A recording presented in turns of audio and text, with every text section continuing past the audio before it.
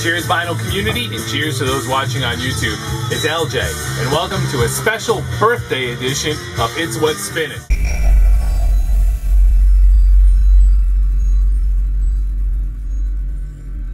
That's right, as this is being filmed on June 1st, it's my birthday. 19 years old. Can you believe it? I think I look pretty good for my age. Anyways, what's spinning today is Demon's Night of the Demon from 1981.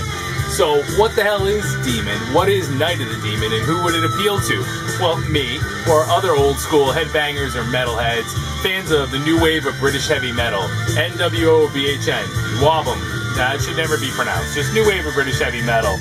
This is an album that is amazing. Demon was formed in 1979 in Stratfordshire or something like that, over in the UK. This is their debut album, and I mean, just check out that cover. This is a cover that just yanks you right in. And the album opens with an instrumental called Full Moon. It's about 90 seconds long. And this band did everything they could to let you know that they were going to be scary. Check out these clips from Demon on tour in 1982 with lead singer Dave Hill rising up from a coffin, drenched in blood. And so they kind of tried to cast the impression that, hey, we're like Angel Witch, or we're like Venom. This is truly something eerie. There's something dangerous about to happen here.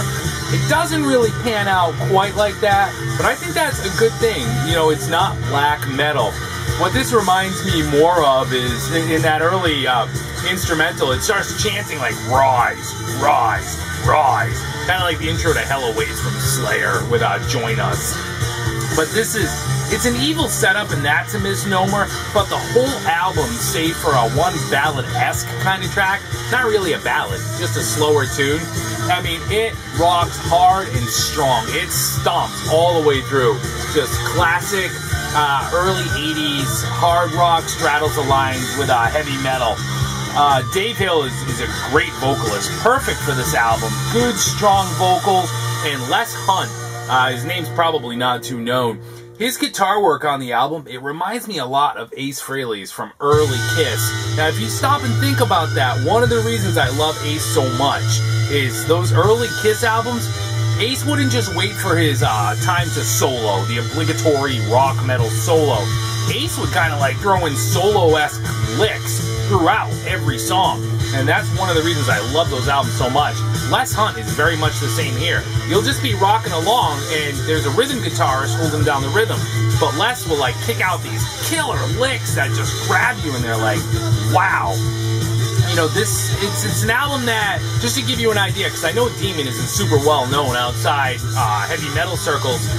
If you were to spin Saxon's first couple albums, Def Leppard's first couple albums, right along with Demon, those early new wave of British heavy metal bands, even Iron Maiden's Killers, any of those bands, before they got really polished, before Def Leppard hit Pyromania, before Saxon hit Power and the Glory, before Maiden hit Peace of Mind, and even Demon, you know, they're still going. They took a 10-year break in the 90s. They just put out album number 12, I think it was, somewhere shy of 8,427,210 lineup changes, but I believe Dave Hill is still with the band, and they still just rock hard. Every instrument in this mix is right up in your face. It just sounds like a killer 1982 heavy metal album. I'm not even going to call it hard rock, because that's not fair. It's definitely metal. Straight ahead metal. I mean, listen to this.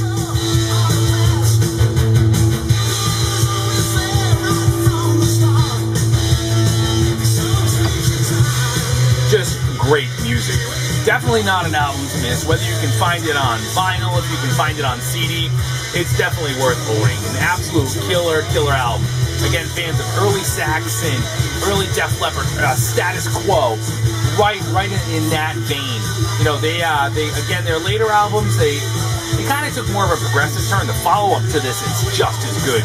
I don't own that one on vinyl. I would love to, and I'll find it eventually.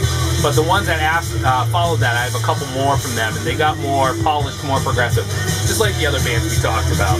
But either way, that's what's spinning right now in this special birthday edition of It's What's Spinnin'.